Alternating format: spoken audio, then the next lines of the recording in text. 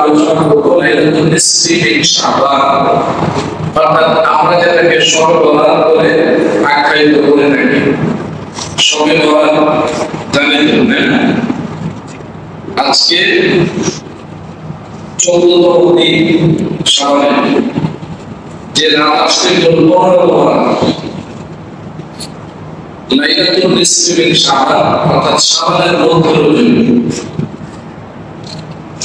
দেখা যাচ্ছে কারো একটা মত আছে যে 14তম রজনীর মধ্য রজনী, তবে অধিকাংশ দেখা যাচ্ছে যে 15তম রাতটাকেই লাইলাতুল নিসফি মিন শাবান ধরে তারা আলোচনা করেছেন বা ধরা হয়। যাই হোক, আজকে দিবাগত রাতটা তাহলে লাইলাতুল নিসফি মিন শাবান। আমরা যে অর্থে বা যে নামে চিনি এই রাতটাকে শবে বরাত, এটা আরবি ভাষায় ব্যবহৃত শব্দগুচ্ছ নয়। শবে বরাত, শব এবং বরাত দুইটা শব্দ এসেছে ফার্সি ভাষা থেকে। শব মানে রাত, বরাত মানে ভাগ্য। শবে বরাতের অর্থ দ্বারায় ভাগ্য রজনী। একদিকে এটা আরবি শব্দগুচ্ছ না থাকার কারণে কোরআন এবং হাদিসের মধ্যে শবে বরাত এই শব্দগুচ্ছের অস্তিত্ব খুঁজে পাওয়া যায় না। এই পার্টটা বুঝে নিন। আবার যে অর্থে এই শব্দ দুইটা একত্রিত করা হয়েছে, যে ভাগ্য রজনী, এই কোরআন এবং সুন্নাহ দৃষ্টিতে এই রাতটা ভাগ্য রজনী, এটাও সুস্পষ্ট প্রমাণিত নয়। শবে বরাত ভাগ্য রজনী আমরা যে অর্থে বুঝি এবং প্রচলিত যে অর্থটা আছে, শাব্দিকভাবে এবং শরিয়ার তালিদিকভাবে ভাগ্য রজনী বা শবে বরাত বলতে আসলে কিছুই নেই।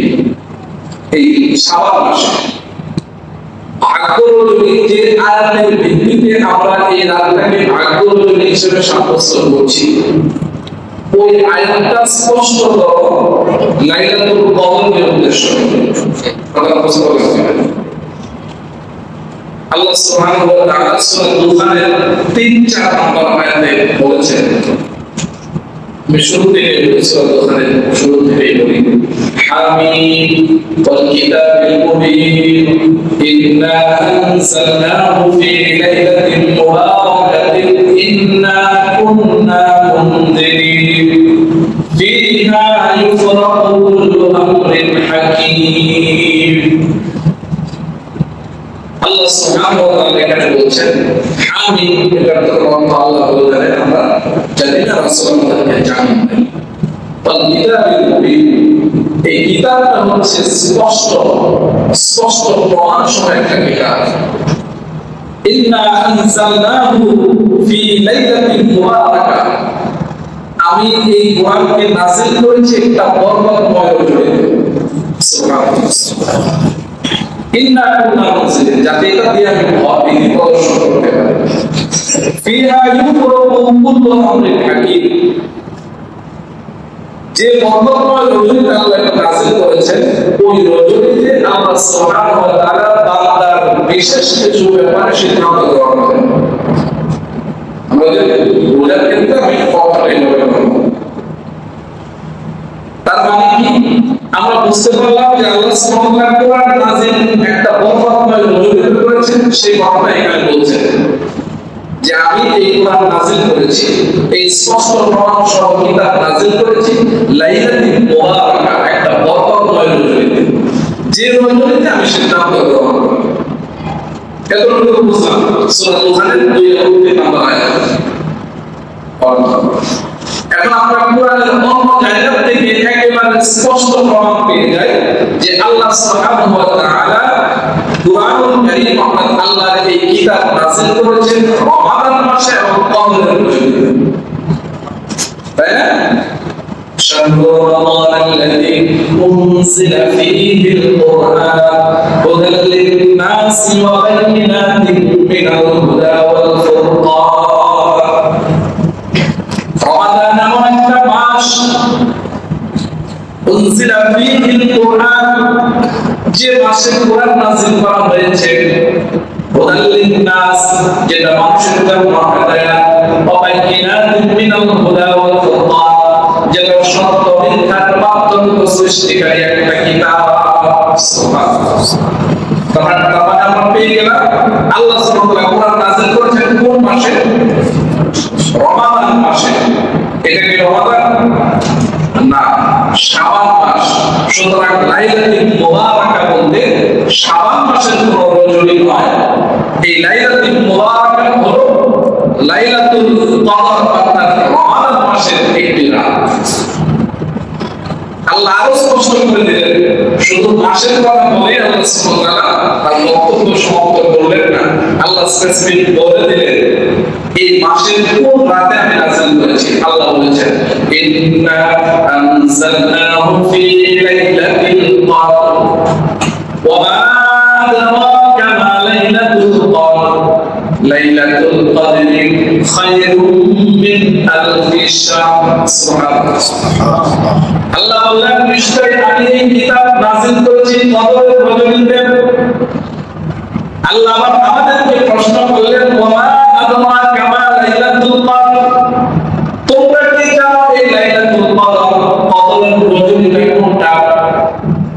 লাইলাতুল কদরি খায়রুম মিন আলফি শাহর, এই কদরের রজনীটা হাজার মাসের চাইতে উত্তম। সুবহানাল্লাহ। তার মানে আমাদের সামনে স্পষ্ট আল্লাহ তাআলা কোরআন নাযিল করেছেন রমাদান মাসে, আর রমাদানের একটি রজনী, যে রজনীটা হলো লাইলাতুল কদর, হাজার মাসের চাইতেও উত্তম।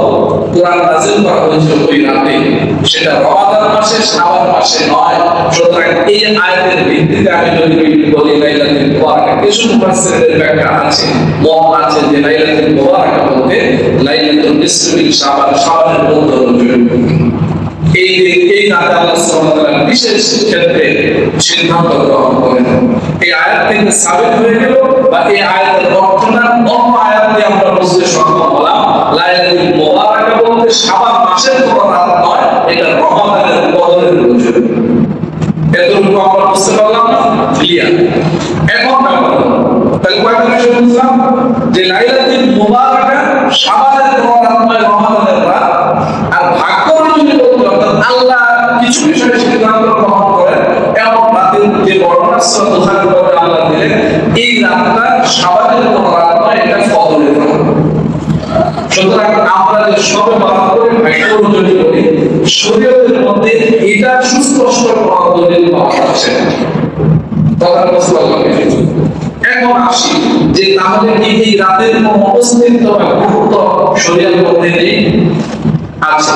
আল্লাহ রাসূল সাল্লাল্লাহু আলাইহি ওয়াসাল্লাম বলেছেন, শুধু এই রাত নয়, গোটা মাস সম্পর্কে আল্লাহ রাসূল বলেছেন, ওয়া হুয়া শাহরুন তুরফাউ ফীহিল আমালু ইলা রাব্বিল আলামিন ফা উমিরতু আন ইরফা আমালি ওয়া আনা সাইমুন। রাসূল সাল্লাল্লাহু আলাইহি ওয়াসাল্লাম বললেন, এই শাবান মাসটা হলো এমন একটা মাস, যে মাসে আল্লাহ তাআলার কাছে মানুষের আমলনামাগুলো তুলে ধরা হয়। সুবহানাল্লাহ। আল্লাহ আমাদের সবকিছু জানেন, তারপরেও আল্লাহ সুবহানাহু ওয়া তাআলা একটা সিস্টেম রেখে দিয়েছেন। আমাদের দুই কাঁধের ফেরেশতারা কিন্তু আমাদের আমলনামাগুলো পত্র করছে, কথা ঠিক কিনা? আল্লাহ নিজে জানেন, আল্লাহ সবকিছু দেখেন, আল্লাহ সবকিছু সংরক্ষণ করেন, শক্তি আল্লাহ তাআলার আছে। তারপর আল্লাহ তাআলা আমার জন্য একটা লিখিত আমলনামা প্রস্তুত করছেন। এই প্রস্তুত করার জন্য, আমলনামা প্রস্তুতের জন্য আল্লাহ আমার দুই কাঁধে ফেরেশতা নিযুক্ত করে দিয়েছেন। সুবহানাল্লাহ। কিয়ামতের ময়দানে আল্লাহ আমাকে স্পষ্ট প্রমাণ সহকারে দেখাবেন, আলিমাত নাফসুম মা কদ্দামাত ওয়া আখারাত, আমি এই দুনিয়ার জমিনে থাকাকালীন কি করেছি, দুনিয়ার জমিন থেকে চলে যাওয়ার পরে আমার কাজের প্রতিফল এই পৃথিবীতে কি ছিল, সব কিছু আল্লাহ হাজির করবেন। এটা আল্লাহর জন্য অত্যন্ত সহজ বিষয়। যালিকা আল্লাহ ইয়াসির। কাফিররা এই ব্যাপারটা অস্বীকার করত। এক পর্যায়ে তারা অনেকের মধ্যে যেমন চিন্তা ছিল, আল্লাহ একজন অবশ্যই আছেন, স্রষ্টা একজন অবশ্যই আছেন, মুহাম্মদ তোমার যে চরিত্র, তোমার যে চারিত্রিক মাধুর্যতা, তোমার যে আমানতদারিতা, ঘোষণা করছো যে পুনরায় আবার আমাকে জীবিত করা হবে, আল্লাহর সামনে হিসাব দিতে হবে, এটা আমরা বিশ্বাস করি না। আল্লাহ তাআলা সূরা আল-আনফালের মধ্যে বলেছেন সাআমাল্লাযীনা কাফারু আল্লা ইউবাসু, এটা তারা অস্বীকার করতো, কাফেররা এটা অস্বীকার করতো, এই পুনরুত্থান কিভাবে করবে, এটা কিভাবে সম্ভব? আল্লাহ তাআলা বলেন হে নবী আপনি বলুন, আপনি বলে দিন, ওই কাফেরদেরকে বলে দিন, বালা অবশ্যই এটা সত্য। রাব্বি লাতুআতুনা সুম্মা লাতুনাব্বাতুনা বিমা আমিলতুম, আমার রব তোমাদেরকে অবশ্যই জীবিত করবেন, অবশ্যই তোমাদের পুনরুত্থান করবে। শুধু তাই নয়, দুনিয়ার জীবনে যা কিছু করেছো সবকিছু তোমাদের সামনে পেশ করা হবে। সুবহানাল্লাহ। সম্মানিত ভাইরা, আল্লাহ রাসূল যে কথা বললেন যে এই শাবান মাসে বান্দার আমলনামাগুলো একটা বার্ষিক রিপোর্ট আকারে আল্লাহর কাছে পেশ করা হয়। সুবহানাল্লাহ। আল্লাহ রাসূল বলেন ফাউহিব্বু আইয়ুরফা আমালি, আমি এটা পছন্দ করি, এটা আমি প্রত্যাশা করি যে আমার আমলনামাটা যখন আল্লাহর কাছে তুলে ধরা হবে, ওয়া আনা সাইম, আমি যেন একদম সিয়াম পালনকারী অবস্থায় থাকি। সুবহানাল্লাহ। সুতরাং এই মাসে বেশি বেশি রোজা আল্লাহ রাসূল রাখতেন।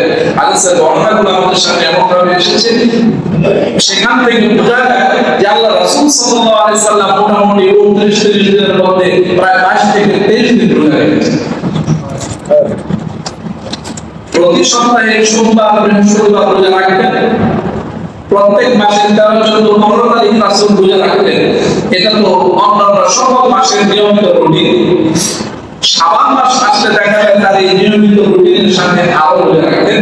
সব মিলে দেখা যাচ্ছে মাসের থেকে 4-5 দিন বা 6 দিন সর্বোচ্চ তিনি রোজা রাখতেন। আর পুরো মাসটাই, শাবান মাসটাই তিনি রোজার মধ্য দিয়ে কাটিয়ে দিতেন। আমাদের বাকি যে দিনগুলো আছে আমরা ইনশাআল্লাহ চেষ্টা করব অন্তত পক্ষে সোমবার ও বৃহস্পতিবারের রোজাটা যেন আমরা রাখতে পারি ইনশাআল্লাহ। আল্লাহ রাসূল এটা বলেছেন। এখন আসি যে এই মধ্য রজনী আল্লাহ রাসূল বক্তব্য দিয়ে থাকেন। আবু মুসা আশআরী রাদিয়াল্লাহু তাআলা আনহু থেকে বর্ণিত হাদিসটি মুসনাদ আহমদে সংকলিত হয়েছে। আল্লাহ রাসূল সাল্লাল্লাহু আলাইহি ওয়াসাল্লাম বলেছেন ইন্নাল্লাহা লা ইয়াত্তালিউ ফি লাইলাতিল নিসফি মিন শাবান, ইন্নাল্লাহা লা ইয়াত্তালিউ ফি লাইলাতিল নিসফি মিন শাবান, আল্লাহ সুবহানাহু ওয়া তাআলা শাবানের এই মধ্য রজনীতে গোটা মানব মণ্ডলীর প্রতি বিশেষ নজর প্রদান করেন। সুবহানাল্লাহ। আল্লাহ সুবহানাহু ওয়া তাআলা এই মধ্য রজনীতে গোটা মানব মণ্ডলীর জন্য বিশেষ একটা অফার ঘোষণা করে দেন। ফায়াগফিরু লিজামিই মিন খালকিহি, তিনি সকলকে একটা সাধারণ ক্ষমার আওতায় নিয়ে আসেন।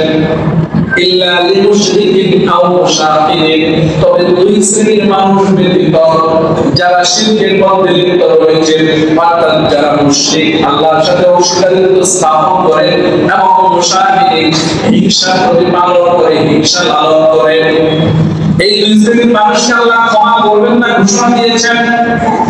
এই হাদিসের মধ্যে এই দুই শ্রেণীর মানুষের কথা বলা হয়েছে যে লাইলাতুল নিসফি মিন শাবান, শাবানের মধ্য রজনীতে আল্লাহ তাআলা সকলকে ক্ষমা করে দেন, কিন্তু দুই শ্রেণীর মানুষকে ক্ষমা করেন না। তারা হলো মুশরিক এবং মুশাকির, হিংসাকারী। প্রিয় ভাইরা আমার, আমরা যদি শিরক থেকে মুক্ত থাকতে পারি, আমরা যদি হিংসা থেকে নিজেদেরকে মুক্ত রাখতে পারি, হিংসা প্রতিহিংসা মুক্ত একটা হৃদয় যদি আমরা ধারণ করতে পারি, যদি আমি আপনি ঘুমিয়ে থাকি, আল্লাহ তাআলা সাধারণ ক্ষমার আওতায় চলে আসার সুযোগ রয়েছে। আল্লাহ যদি আমার প্রতি দয়া করেন, মায়া করেন, আমি এই জাতে এক ওয়াক্ত সালাত আদায় করলাম না, তাসবিহ তাহলিল করলাম না, ফরজ সালাত আদায় করে ধরেন আমি ব্যস্ততার কারণে হোক বা ক্লান্তির কারণে আমি ঘুমিয়ে পড়েছি, আল্লাহর যে শর্ত আমি শিরক থেকে মুক্ত, হিংসা থেকে মুক্ত, আমিও ক্ষমার আওতায় চলে আসতে পারি। কথা ঠিক কেন? যেহেতু আল্লাহর কোনো শর্ত দেন নাই, কিন্তু তাই বলে কি আল্লাহ এই মহান সুযোগ, আল্লাহ এই মহা অফার আমার জন্য ঘোষণা করলেন, আল্লাহর প্রতি আমরা কৃতজ্ঞ হব না? আমরা কি আল্লাহর সামনে নিজেকে সমর্পণ করে দেব না? আমি আপনি কি জানি আমার ঈমান, আমার চিন্তা চেতনার মধ্যে সুখ্যাতি শুদ্ধ শিরকের কোন সংশ্লিষ্টতা আছে কিনা এই ব্যাপারটা আমরা কিন্তু নিশ্চিত নই। আল্লাহ রাসূল বলেন শিরক হলো পিপীলিকার মতো, কালো পাথরের উপর কালো পিপীলিকা যেভাবে হেঁটে যায় মানুষ আন্দাজ করতে পারে না, ঠিক তেমনই ভাবে মানুষের চিন্তা চেতনার মধ্যে শিরকের অনুপ্রবেশ ঘটে যায়, মানুষ বুঝতেই পারে না। সুতরাং আল্লাহর সাহায্য চাইতে হবে, আল্লাহর সাহায্য আমাকে চাইতে হবে যে আল্লাহ আমাকে এই শিরক থেকে মুক্ত রাখো, আল্লাহ আমাকে হিংসা মুক্ত একটা হৃদয় দান করো। এভাবে আল্লাহর কাছে চাইতে হবে, আল্লাহর সাহায্য চাইতে হবে। আল্লাহ যদি তার নিরাপত্তার চাদর দিয়ে, আল্লাহ যদি তার রহমতের চাদর দিয়ে আমাকে ঢেকে দেন, তাহলেই আমি তার সন্তুষ্টির আওতায় আসতে পারবো, ক্ষমার আওতায় আসতে পারবো। সুতরাং আমরা যেহেতু আল্লাহ রাসূল সাল্লাল্লাহু আলাইহি সাল্লামের হাদিস থেকে স্পষ্ট প্রমাণ পাওয়া যায় লাইলাতুল নিসফি মিন শাবান এর অস্তিত্ব আছে, শবে বরাত শব্দটা নাই। শবে বরাতের বর্ণনা আরো অনেক বর্ণনা যেগুলো দেখা যাচ্ছে যে হাদিসগুলো দুর্বল অথবা এটার প্রমাণ নেই, ভিত্তিহীন, যেটাকে বলা হয় জাল হাদিস। জাল হাদিসের অনেক সয়লাভ আছে, এগুলো একাডেমিক আলোচনা হয়তো আমরা সবাই বুঝবো না, কিন্তু বিষয় হলো এই হাদিসটা স্পষ্ট সহিহ হাদিস। সকল মুহাদ্দিসিনে কেরাম এই হাদিস সম্পর্কে মতামত ব্যক্ত করেছেন। সুতরাং লাইলাতুল নিসফি মিন শাবান, শাবানের মধ্য রজনীর অস্তিত্ব শরিয়ার মধ্যে রয়েছে। আমাদের দুইটা ব্যাপারে সতর্ক থাকতে হবে, শিরক এবং হিংসা। আর আল্লাহর কাছে আল্লাহর কৃতজ্ঞতা স্বরূপ আল্লাহর সাহায্য প্রাপ্তির নিমিত্তে আমরা অবশ্যই আল্লাহর কাছে সমর্পণ, নিজেদেরকে সমর্পণ করে দেব, আল্লাহর কাছে ধরবো। বিশেষ করে নীরবে নির্জনে নিভৃতে একাকী আল্লাহর জন্য, আল্লাহর ভয়ে, আল্লাহর মহব্বত অশ্রু বিসর্জন দেব। আমরা এভাবে আজকের পরিকল্পনা আমরা গ্রহণ করব, আল্লাহ সুবহানাহু ওয়া তাআলা আমাদের উপরে সন্তুষ্ট হয়ে যান। ভাইরা আমার, শিরক এমন একটা অপরাধ, আল্লাহ সুবহানাহু ওয়া তাআলা বলেছেন যে অন্যান্য অপরাধগুলো,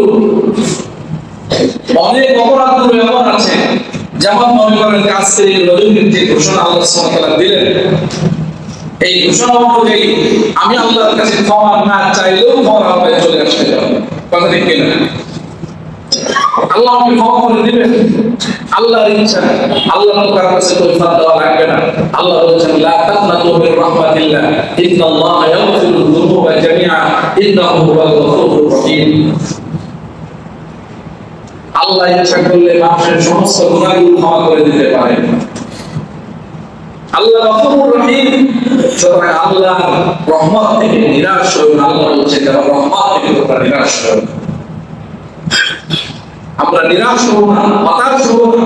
আমাদের অপরাধগুলোর কথা স্মরণ করে আমরা আজকে আল্লাহর জন্য নিজেদেরকে সমর্পণ করে দেব, আল্লাহর কাছে ধর্ণা দেব, নীরবে নির্বিঘ্নে আল্লাহর কাছে ক্ষমা চাইব।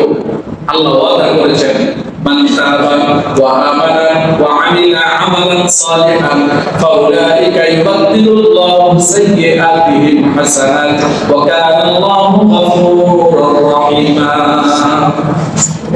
যে ব্যক্তি আমার কাছে ফিরে আসবে, তওবা করে অপরাধের ওই কাজ থেকে নিজেকে বিরত রাখবে, আমার কাছে ফিরে আসবে, আমার কাছে ক্ষমা চাইবে, ওয়া আমিলা আমালান সালিহান, এবং পরবর্তীতে নেক কাজের উপর নিজেকে প্রতিষ্ঠিত রাখবে, ফাউলাইকা ইউবাদদিলুল্লাহু সাইয়্যাতিহিম হাসানাত, আমি তার গুনাহগুলো শুধু ক্ষমা করে দেব না, তার ওই অপরাধের জায়গাগুলো আমি নেকি দ্বারা পরিপূর্ণ করে দেব।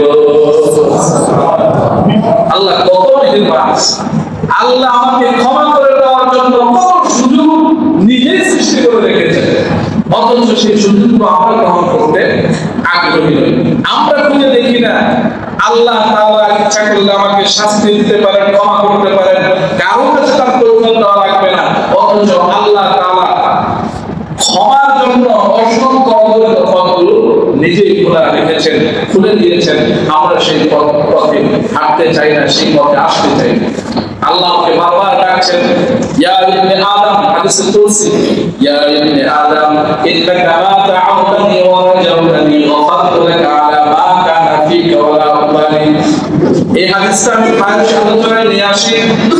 আল্লাহ সুবহানাহু ওয়া তাআলা বান্দাকে ডেকে ডেকে বলছেন, হে বনি আদম, হে আদমের সন্তান, তোমরা যতক্ষণ পর্যন্ত আমার কাছে চাইতে থাকবে, যতক্ষণ পর্যন্ত আমার কাছে ক্ষমা প্রত্যাশা করতে থাকবে, আমি তোমাদেরকে ক্ষমা করে দেব, কোনো কিছু করবো আমি করব না।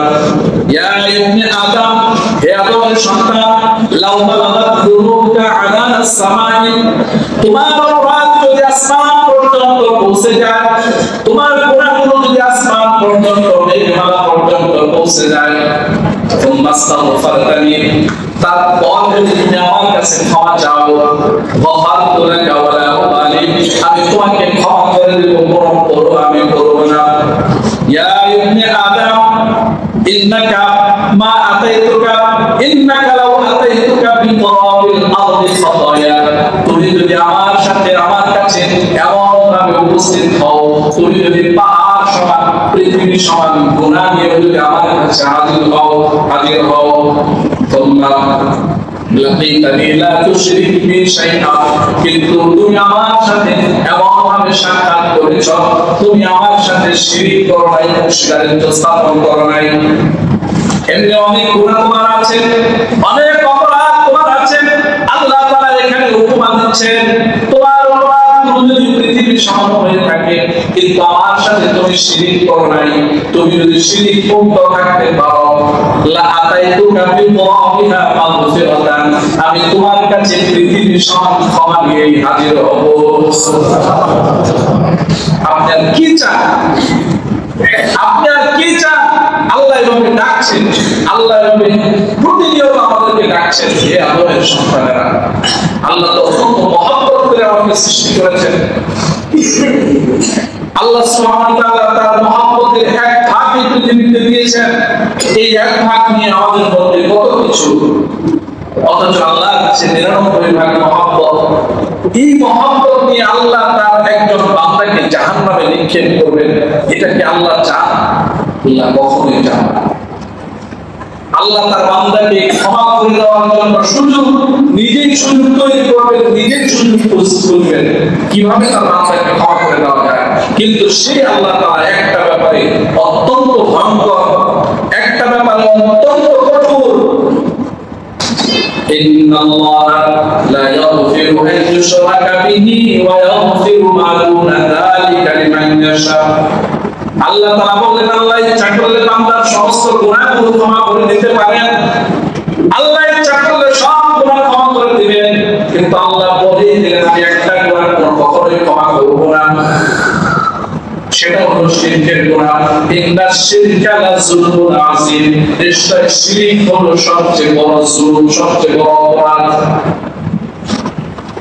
আল্লাহ তাআলা সূরা জুমারের 65 নম্বর আয়াতে স্পষ্ট করে ঘোষণা করে দিলেন, ওয়ালাকাদ উহিয়া ইলাইকা ওয়া ইলাল্লাযীনা মিন ক্বাবলিক, ওয়ালাকাদ উহিয়া ইলাইকা ওয়া ইলাল্লাযীনা মিন ক্বাবলিকা লাইন আশরাকতা লায়াহবাতান্না আমালুকা ওয়া লাতাকুনান্না মিনাল খাসিরিন। হে নবী, আমি আপনার প্রতি এই ওহী নাযিল করেছি, শুধু তাই নয়, আপনার পূর্ববর্তীর জন্য নবী এই পৃথিবীর জমিনে এসেছেন, তাদের জন্য আমি একই বক্তব্য নাযিল করেছি, লাইন আশরাকতা লায়াহবাতান্না আমালুকা ওয়া লাতাকুনান্না মিনাল খাসিরিন। আপনি যদি শিরক করেন, বা আপনার উম্মতদেরকে জানিয়ে দিন, তারা যদি শিরকে লিপ্ত হয়, তাদের সমস্ত আমলগুলো বরবাদ হয়ে যাবে। লাইন আশরাকতা লায়াহবাতান্না আমালুকা, তুমি যদি শিরক করো, তোমার অন্যান্য সকল আমলগুলো মানে নিষ্ফল হয়ে যাবে, বরবাদ হয়ে যাবে, তুমি ধ্বংসপ্রাপ্তদের অন্তর্ভুক্ত হয়ে যাবে। সুতরাং অত্যন্ত সতর্ক থাকতে হবে। আল্লাযীনা আমানু ওয়া লাম ইয়ালবিসু ঈমানাহুম, হে ইমানদাররা, আল্লাহ বলেন তোমরা ঈমান আনো, ঈমান আনার পরে ঈমানটাকে তোমরা জুলুম দিয়ে মিশ্রণ ঘটায়ো না। জুলুম দিয়ে মিশ্রণ ঘটানোর অর্থ সাহাবায়ে কেরাম বুঝতে পারছেন, জিজ্ঞেস করলেন ইয়া রাসূলুল্লাহ, ইয়া হাবিবাল্লাহ, এই ঈমানের সাথে আবার জুলুমের সম্পর্ক, জুলুম দিয়ে ঈমানের মিশ্রণ, এটা আবার কেমন ব্যাপার? আল্লাহ রাসূল বললেন শিরকের মিশ্রণ যদি ঈমানের সাথে ঘটে, যারা মূর্তি পূজা করছে সুস্পষ্টভাবে তারা তো আল্লাহর প্রতি ঈমানই আনে না, তাদের ব্যাপারটা ভিন্ন। এখানে কোন মানুষগুলোকে আল্লাহ উদ্দেশ্য করছেন? যারা আল্লাহকে আল্লাহ হিসেবে গ্রহণ করেছি, অথচ এমন অনেক ক্ষেত্রে আল্লাহর সাথে অংশীদারিত্ব স্থাপন করছি, আমাদেরকে আল্লাহ উদ্দেশ্য করছেন। যারা আল্লাহর প্রতি ঈমানই আনে নাই তাদের ব্যাপারটা ভিন্ন। আল্লাযীনা আমানু, যারা ঈমান এনেছো, ওয়ালাম ইয়ালবিসু ঈমানাহুম বিযুলমিন, তোমরা জুলুম দিয়ে ঈমানটাকে আবৃত করো না, তোমরা জুলুম দিয়ে ঈমানটাকে ঢেকে দিও না। জুলুমটা কি? ইন্নাশ শিরকা লাযুলমুন আযীম, শিরক হচ্ছে সবচেয়ে বড় জুলুম। আমি আল্লাহকে ইলাহ হিসেবে গ্রহণ করি, অথচ আমি প্রত্যাশা করি মাজারে গেলে মনে হয় আমার সন্তান হবে, অমুক দরবারে গেলে মনে হয় আমার ব্যবসায় উন্নতি হবে। উন্নতি দেওয়ার মালিককে, সমৃদ্ধি দেওয়ার মালিককে, একমাত্র চাইবো কার কাছে? ভরসার জায়গায় কাঁদবো। আল্লাহ বলছেন ওয়ালা তাদউ মিন দুনিল্লাহি মা লা ইয়ানফাউকা ওয়া লা ইয়াদুররুক ফা ইন ফাআলতা ফা ইন্নাকা ইযাম মিনাজ জালিমিন।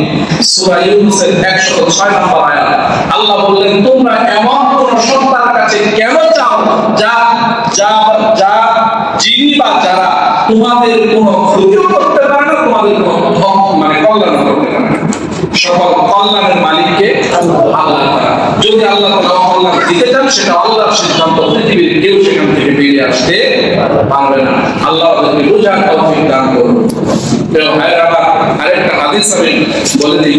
আল্লাহ রাসূল সাল্লাল্লাহু আলাইহি ওয়াসাল্লাম বলেছেন শিরকের ব্যাপারে, ইন্না আখওয়াফা মা আখাফু আলাইকুম আশ-শিরকুল আসগর, আমি তোমাদের ব্যাপারে ছোট শিরক নিয়ে বেশি ভয় করছি। যেহেতু শিরকের কথা আসছে আমি হাদিসটা বলে দিই। সাহাবায়ে কেরাম বললেন ক্বালু ওয়া শিরকুল আসগর ইয়া রাসূলুল্লাহ, হে রাসূল এই শিরকুল আসগরটা কি, ছোট শিরকটা কি? আল্লাহ রাসূল বলেন আর-রিয়া, এটা প্রদর্শনের জন্য, লোক দেখানোর ইবাদত। মানুষের কাছে ভালো সাজার জন্য আমি সবসময় পাগড়ি বেঁধে থাকি, অথচ এটা পাগড়িটা সুন্নাহ। আমি যদি সুন্নাহ মনে করে বাঁধতাম তাহলে আমার জন্য এটা নাজাতের ওসিলা হতে পারত, কিন্তু আমি নিজের বুজুর্গি প্রকাশ করার জন্য আমি অনেক বড় আলেম, অনেক বড় বুজুর্গ, আমি বড় একটা মসজিদের খতিব, সুতরাং আমার পাগড়ি সবসময় বেঁধে রাখাটা উচিত, মানুষজন আমাকে মূল্যায়ন করে। এই চিন্তা যদি থাকে, প্রদর্শনের ইচ্ছা যদি থাকে, তাহলে আল্লাহ সুবহানাহু ওয়া তাআলা কিয়ামতের দিন বলবেন ইয়াকুলুল্লাহু আযজা ওয়া জাল্লা লাহুম ইয়াওমাল কিয়ামাতি ইযা জুজিয়ান নাসু বিআমালিহিম, কিয়ামতের দিন যখন মানুষের কর্মফল প্রদান করা হবে, তখন আল্লাহ সুবহানাহু ওয়া তাআলা আমার মতো ওই আলেমকে ডেকে বলবেন ইযহাবু ইলাল্লাযীনা কুনতুম তুরাউনা ফিদ দুনিয়া, ওই সমস্ত মানুষের কাছে যাও যাদেরকে দেখানোর জন্য তুমি এই আমলটা করেছো। ফানজুরু হাল তাজিদুনা ইনদাহুম জাযাআ, তুমি গিয়ে দেখো তাদের কাছে তোমার জন্য কোনো পুরস্কার আছে কিনা। এটা কি সম্ভব? আল্লাহ ছাড়া কেউ পুরস্কার দিতে পারবে? আল্লাহ ছাড়া কেউ সিদ্ধান্ত গ্রহণ সেদিন করতে পারবে? সেদিন করতে পারবে না। সুতরাং সকল প্রকার প্রদর্শনের ছাদ থেকে নিজেদেরকে মুক্ত রেখে, লোক দেখানোর সকল কাজ থেকে, সকল চিন্তা থেকে নিজেদেরকে মুক্ত রেখে শিরক এবং হিংসামুক্ত জীবন যদি আমরা গ্রহণ করতে পারি, আমাদের অন্তঃকরণটা যদি সাজাতে পারি, আজকের এই রজনী, আজকের দিবাগত রাতের যে রজনী লাইলাতুল নিসফি শাবান, আমরা অবশ্যই আশা করতে পারি আল্লাহ আমাদেরকে সন্তুষ্ট হবেন, আল্লাহ আমাদেরকে ক্ষমা করে দেবেন। আল্লাহ আমাদেরকে তৌফিক দান করুন, আমরা যেন সেই যোগ্যতার মধ্যে হতে পারি। ওয়া তৌফিকি ইল্লা বিল্লাহ। জান্নাতি আহ্বানী প্রতিক্ষণ।